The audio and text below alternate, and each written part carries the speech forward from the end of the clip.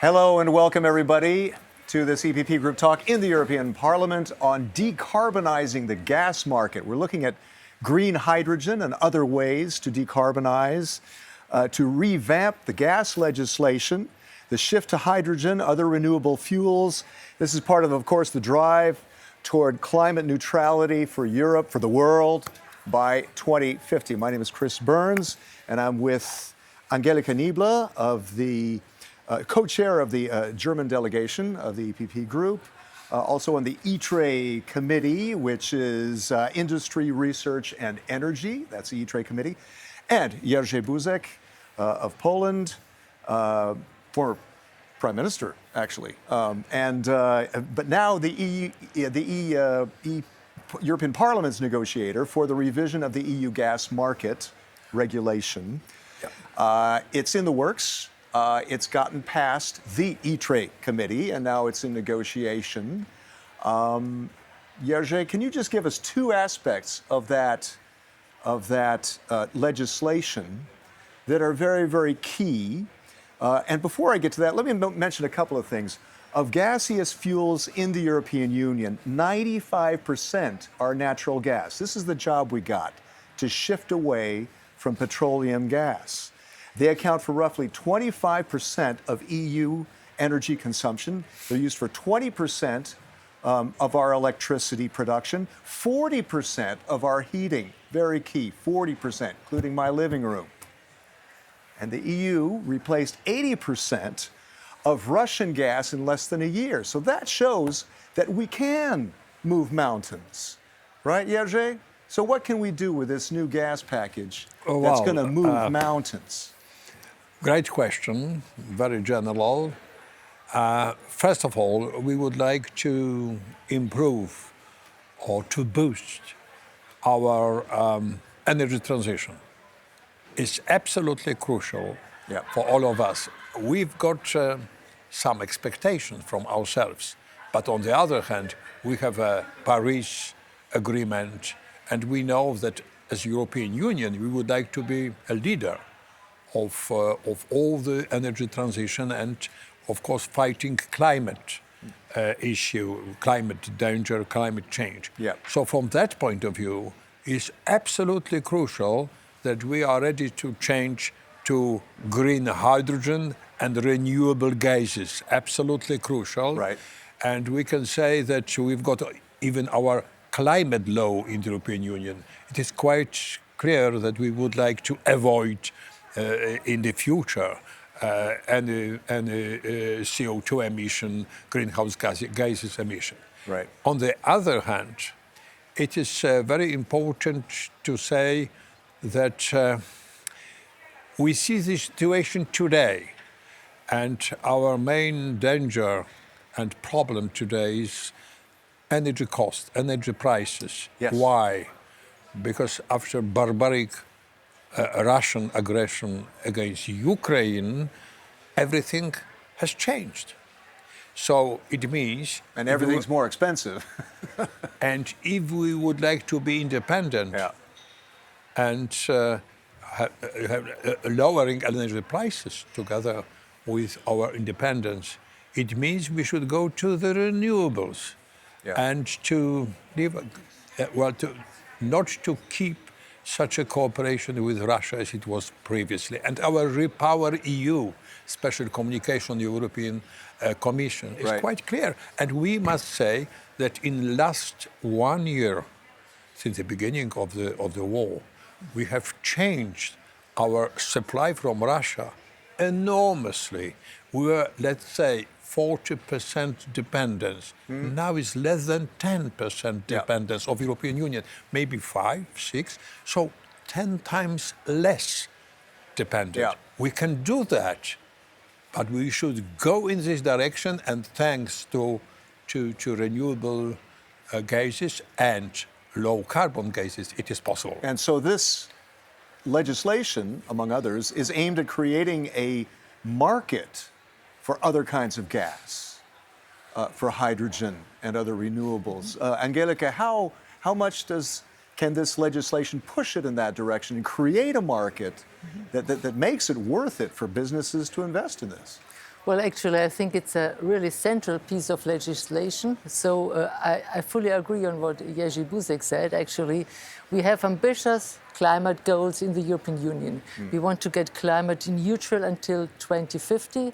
We all agreed on that. So the question is how we are going to achieve that. Right. This is one objective we have to achieve. On the other hand, we have a lot of competitors around in the world. What we need to do is to stay competitive in the European Union, we still have a strong industrial base, but I think we have to build up on that. And as you mentioned, for keeping also our industry in the European Union, it's key that we have the necessary infrastructure in place, and that it's key that we have energy supply ready, and that we have low energy prices. That it be affordable not only for consumers but also for businesses. Exactly. In And for that, if we now look at the gas package, which had been negotiated by Jerzy Buzek, this is going to give us the legal framework so that investment is going to take place in the European Union. Everyone knows the framework in which they are going to invest. We have to build up a hydrogen economy here in the European Union. We have to build up a hydrogen market, and for all of that, it's key that we heavily invest in the building up of renewables, deploying renewable energy, but also having the grid, the infrastructure there, so that hydrogen can be produced. So I think this is key, and for that, it's good that we are moving forward in the European Parliament as regards this piece of legislation. And to be able to use existing infrastructure, pipelines, to put hydrogen, there's blending, right? Blending is part of that, isn't it, Jerzy? Yeah, well, continuing what Madame Angelika Niebler said, I would like to underline that we would like to keep both sectors, hydrogen sector and gas sector, very close to each other. Right. Because we would like to finance, cross-financing is possible on the basis of our regulation. It's very important because we should start with investment, and gas sector being rather rich on our continent, and hydrogen sector doesn't exist on our continent, as a matter of fact. So we would like to boost, for example, creation of European backbones for transmitting hydrogen across Europe, right?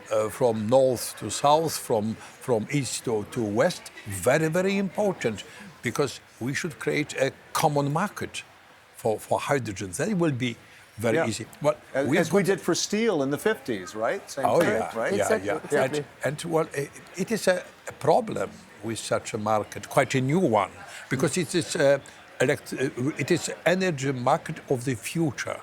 Two energy carriers only, almost only: green electricity from renewables and green hydrogen.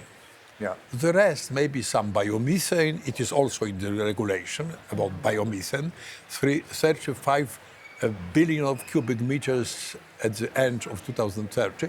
So, to creating such a market, we would like to underline that it's absolutely necessary to have a special financing for that. Okay. And we would like to promote it, because it's a problem of chicken and egg.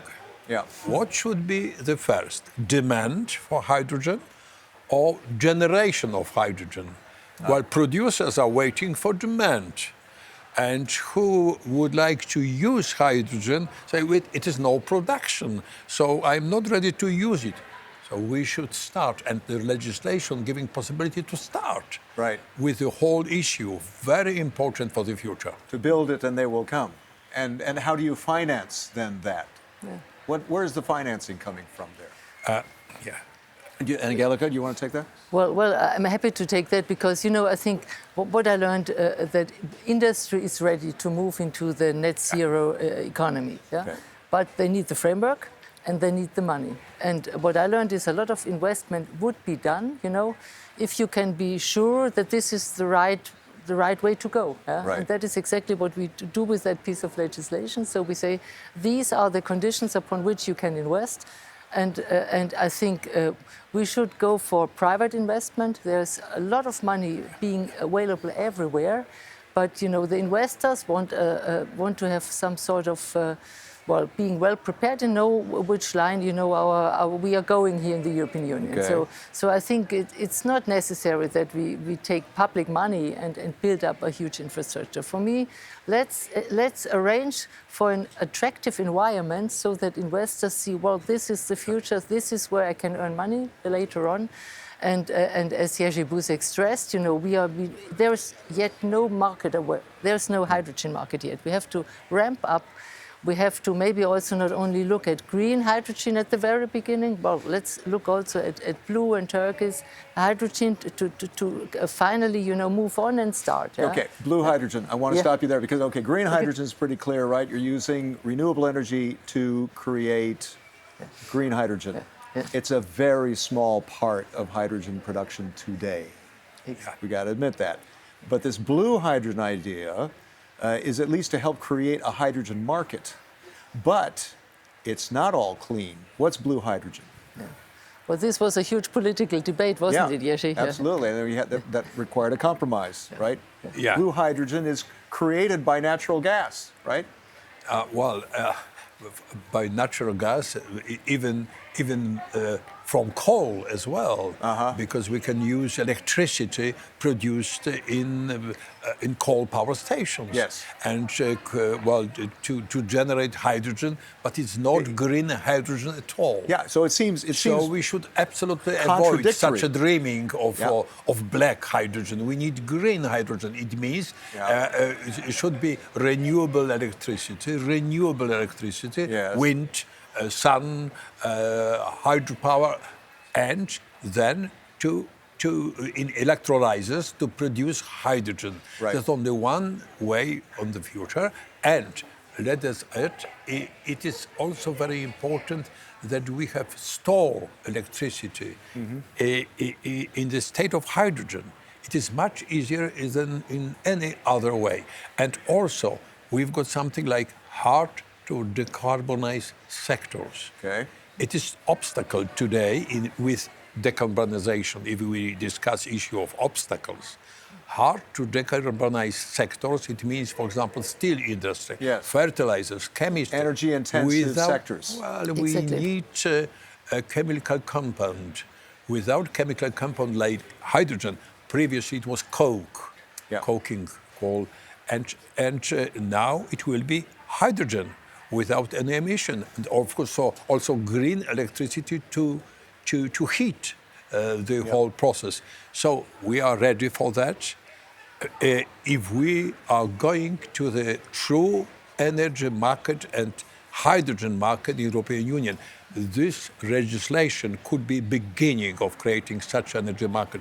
Also, we can recognize transmission system operator, distribution system operator. Right. We can coordinate our gas sector and hydrogen sector together with electricity sector. Right. So all the energy sectors integration is our future. That's the energy Electricity union, should I not think, be that people talk separated. about. Energy union, right? Yeah. Right. Such a program. All share our resources on a European level. But I want to go back to that blue hydrogen because that can be a factor in the shift in creating the market for hydrogen, right?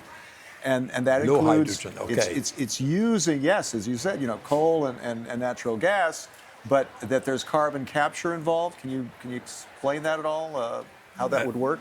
Very costly. Very costly. Carbon capture and storage or use doesn't matter. Very, very costly. We need in future such a technology, certainly, but nowadays it is very difficult to implement. But of course, we've got our nuclear power stations as well. And it is hydrogen would be, from such electricity, would be hydrogen without CO2 emission or greenhouse gas emission, but it's still That's why we call it fossil fuel, because uranium is a fossil fuel after all. So it is not quite clear. We probably should not mention nuclear power station in this discussion. That's also a but big taxonomic it debate, is necessary because we are very open in our Yes. political group. Right. And Now, Chris, let me maybe add one thing. So we all agree on the overall objective. We want green hydrogen, yeah? Yeah. But you mentioned blue hydrogen, which is also necessary for ramping up, the whole market. Right, to get there. To get there, exactly. And if I look at my home region, so I'm coming from Munich, from the surroundings of Bavaria. Munich, so we have a lot of district heating, for instance. When you are sitting in your apartment, all our apartments are heated with district heating. And for that, you cannot simply just talk about a green hydrogen. Yeah, so you have to use the grid. You have to make it hydrogen ready, the grid. Yeah, but at the very beginning, before having nothing, you also have to allow for green hydrogen, for instance. So I think that's better than having nothing. So for the ramping up process, we have to be, as regards the color of our hydrogen, we have to be more flexible. But don't misunderstand me. At the end of the day, of course, we need green hydrogen. Yeah. But for the periods of ramping up, we have to be more flexible. Are there other kinds of gas that we can talk about? Biomethane? Are there others that can play a role in that shift toward renewable? Yeah. It's absolutely important for us that we discuss the raw materials, generally speaking, right. as from point of view of our independence as European Union, economic independence, which is absolutely crucial for us. It is raw materials are of crucial importance. And in the case of hydrogen and gas sector, if we could develop all the market in the next, let's say, 5, 7, not later than 10 years, our dependence will be growing. Because we today have got on the table American Anti-Inflation Act, very important. Yes, the green subsidies. And it is, as a matter of fact, in great extent, act on hydrogen production, hydrogen era in the future. Americans, they feel that is absolutely necessary if we want to go to the decarbonisation, and they are ready for that today.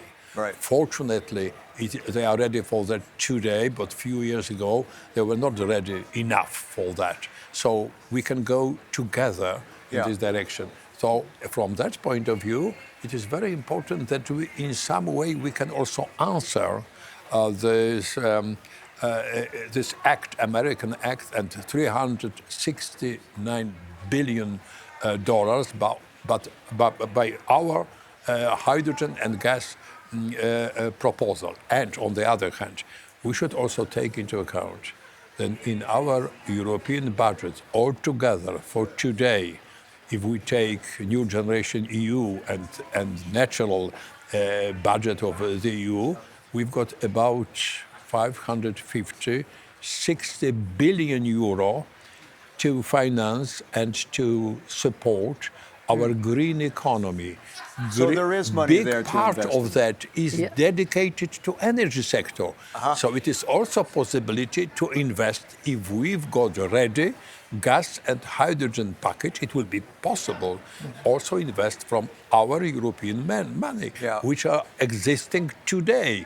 It is not necessarily fresh money. Well, would be great. Fresh money is always great, but not necessarily. But it's an incentive for businesses to then get involved as well and invest if the EU is kicking in some seed money there, right? Exactly. This is, I think we are not reacting on what our American friends proposed with this Inflation Reduction Act. Yes. But my feeling is here is they copied what we have already done. As you said, we have the Next Generation EU program. We have the Repower EU program. So we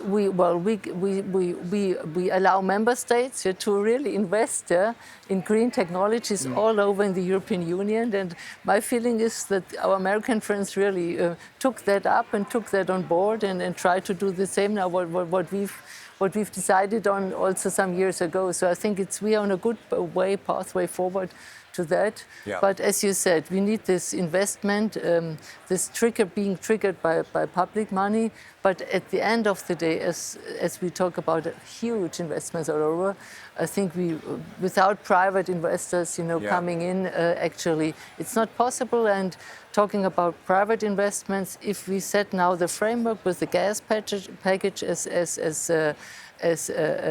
set out by you, Jerzy, and looking at the taxonomy regulation, which we have also in the European Union, looking at the reporting obligations of companies, insurance companies, banks, commercial banks, who look where their investment is going to go. Right. So the whole framework we have actually designed, I think, is fostering also investment in building up this hydrogen energy. So it's not so bad what we are doing. Right. Here. Right. We are smiling and we are very open and full of energy. Good. But of course, not everything will go in such an easy way. Yeah. Right. We should take care about our legislation, not too much legislation, because we need to have a better legislation, maybe less legislation in the European Union. Of course, legislation for hydrogen is necessary, but in all the other cases, probably we need even less legislative proposals, because in the United States it's easier to invest.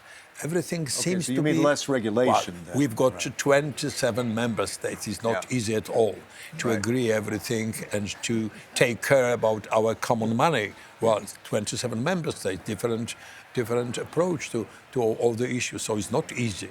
So we wouldn't like to complain against our European Union, but we know our weaknesses and we should use them in better way. Okay. Now, maybe a note to the voters, the consumers out there who are wondering, what is this going to cost me in terms of my energy bills? I like this idea going green. What does that mean for my monthly payments on energy, on gas, and things like that?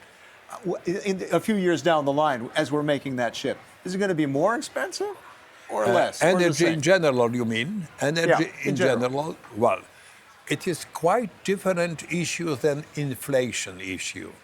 If you've got an inflation, let's say 10%, 12%, and then 10, 8%, still all the prices are growing all the time. Even inflation 6%, prices are growing. It's always going to go They up. will never be back as it was 2 years ago. Inflation is inflation. If it is inflation, doesn't matter. 20% or 10% is growing, quicker or not so quicker. Or on the other hand, we've got quite different situation in the case of energy, because I will give an example, very old one, 1973. You don't know anything about that because you're absolutely too young. 1973. I remember very well. All right, 73. It was a very deep crisis. That was the oil price shock. And at the end of the crisis, the prices for oil, for example, were lower than before the crisis. So the prices went back to the beginning of the crisis. It could be also more or less in the case of our energy crisis today. The prices will go down, certainly. Not all the prices in our shops, because inflation is inflation. And in the energy prices, if you ask about that, they could be even closer to something what was 2 or 3 years ago. So this shift is not necessarily going to impact prices. It's going to ensure more steady energy supply. Is that the idea, Angelika? Yeah, that's actually what we aim for. So we said it can't be the consumer, it can't be the citizen who is going to pay for the whole green transition. This would not be okay. That's why we said, let's look at investment. Let's look at public funding. Let's see what we can do. Let's look at establishing also a climate fund, where, the most needed are paid for or are helped by paying their bills, their energy bills. Yeah. So for us, it was a key issue that not the ones who cannot afford it really will, at the end of the day, pay the whole transition process. This can't be the case. And Right. I think with the framework now, where we make investment attractive, actually, the investment will be done by companies, by private companies, and with this initial financing in all our programs as stressed before. So I think that's the right approach, actually. But let's look at the consumers, and as Jerzy said, it's not only about energy prices. The whole inflation is really triggering every household right now. If you go to the supermarket right now, we have also in the food sector, we have skyrocketing pricing right now. So I think we really have to take care that knowing where we have to go, moving forward. Maybe sometimes we have to move a little bit slower, just to take people on board. Yeah. Because if we do not have the acceptance with the people here, From our we are voters. losing. We are losing. Actually, with our voters, we are losing. And for that, let's find the right balance. Okay, good. When will we start seeing hydrogen in our pipes coming home to heat our home? When will we see that? It's still in the works this year, but if we reach an agreement this year, say, how I soon will we see think it in our pipes? it could be a second part of this year. Yep. And it depends on two presidencies, Swedish presidency Which is and first after Spanish and the presidency. Spanish one, yeah. I am in discussion with, as a matter of fact, both of them, and they are very, very interested in electricity market design, which is also very important. I would like to minimize the influence, but it is necessary to go forward with both of them. Gas, hydrogen market and electricity market, because it will influence our economy, and we would like to have a competitive economy in the European Union. So let us go as soon as possible with both markets. And we'll see it in the pipelines when? In the next couple of years? Let me stress, let's be optimistic, because, Professor Buzek, our former president of the European Parliament, former president of the Industry Committee, former Prime Minister from Poland, he is so experienced in negotiating and, finding good compromises. No better man for that. No better man than him really would be would be the security, for moving forward. And I'm really optimistic. I think, as you said, at the end of the year, we will be through with the with your help, easier, of course. Yes, of course. It is Always. much easier thanks to such a members as you. Oh, that's good.